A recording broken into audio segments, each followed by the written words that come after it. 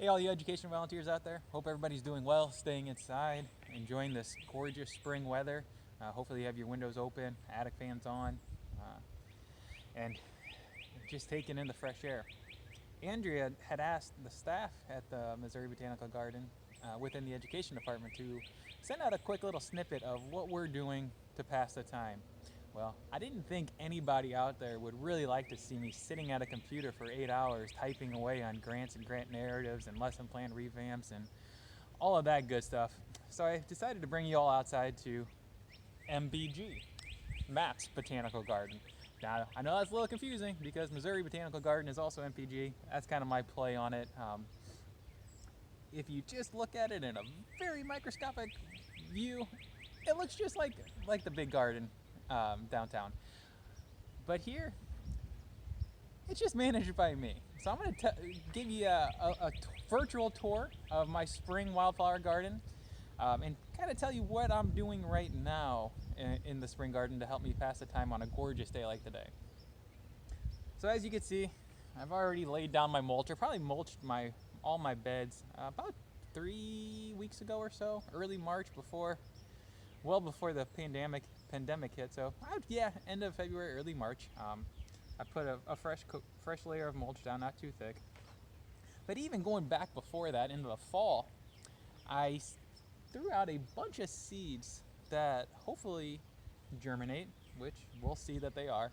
And as they germinate, hopefully they flower out in the late summer. So right now, this whole section is all my spring wildflowers. Well, due to a tree falling next door, this area now gets a lot more sunlight than it had in the past. So where these spring flowers hung on, they weren't too happy, but they hung on in the summer. I'm a little afraid of what's going to happen now. So I put in a bunch of late summer ones. Hopefully they grow big and tall and help shade out some of the ground cover that'll be still trying to hang on. So in my spring garden, we'll see on our virtual tour, we'll see that the garden phlox is in bloom. Our wild ginger is just starting to get ready to bloom out. I think I have some seed pods growing on my celandine poppy. Behind me, you see the Virginia bluebells. I have a whole stand of those. Those are my favorite, one of my favorites. Ginger's up there too. You may also see the Jacob's ladder, but they kind of get hidden behind all of the bluebells. And there's some wild strawberry and barren strawberry. Columbine is just now starting to flower, and we just missed the bloodwell. I didn't get to miss it. You all got to miss my bloodroot flowering about 2 or 3 weeks ago. They flowered out and just did a gorgeous show. So with that, let me give you a virtual tour of MPG. All right, so welcome to your virtual tour of MPG. Remember, this isn't the big garden, this is Matt's Botanical Garden. So you just got done hearing me talk about kind of what's all in there. So now we're going to get a glimpse of what's all in here. So we're going to go kind of left to right as I'm looking at the back of my house here.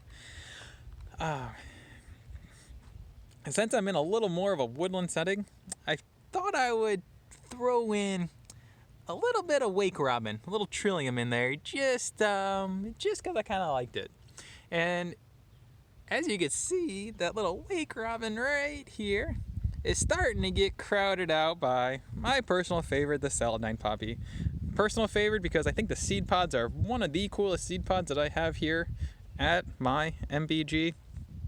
And also the roots and the flowers, you can use a dye out of them, like a nice yellow dye. Let's see if we can't find ourselves a seed pod. I thought I saw one before I started this virtual tour. Oh, it's way in there. I'm not gonna make you guys go all the way through there.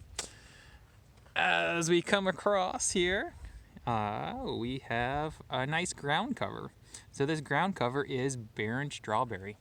So the barren strawberry, hence its name, does not bear strawberry fruit, but it does give us a nice little yellow flower every now and then, and forms a gorgeous ground cover that'll stay green throughout the whole summer. Above that, here is our wild sweet William. It's a phlox. I just love my wild sweet Williams, and I love it even more because it spreads very well.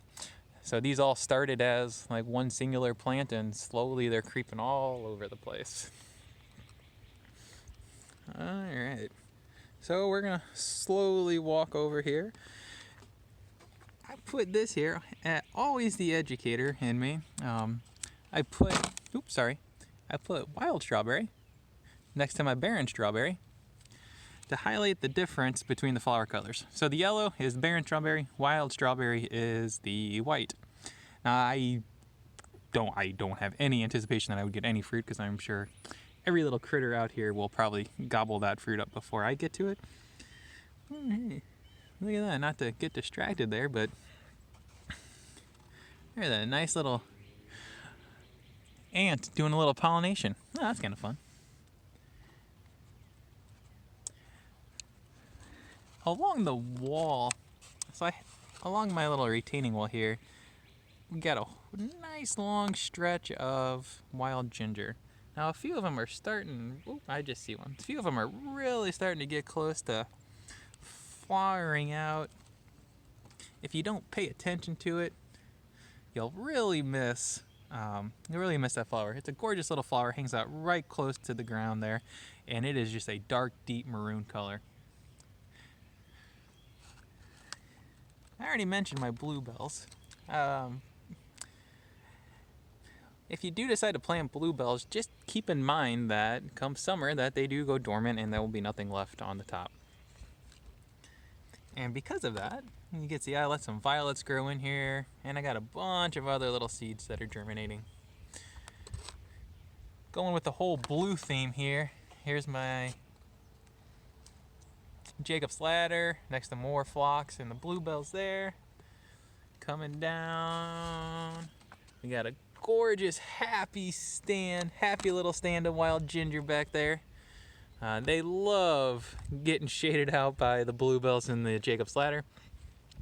If you remember when I had mentioned that that tree that used to be standing here blocking all this out, one of the ones that I'm most worried about is my little gingers, because I'll have to keep them really wet this summer until the summer plants that I planted get established, but they'll hang on. They just won't be too happy.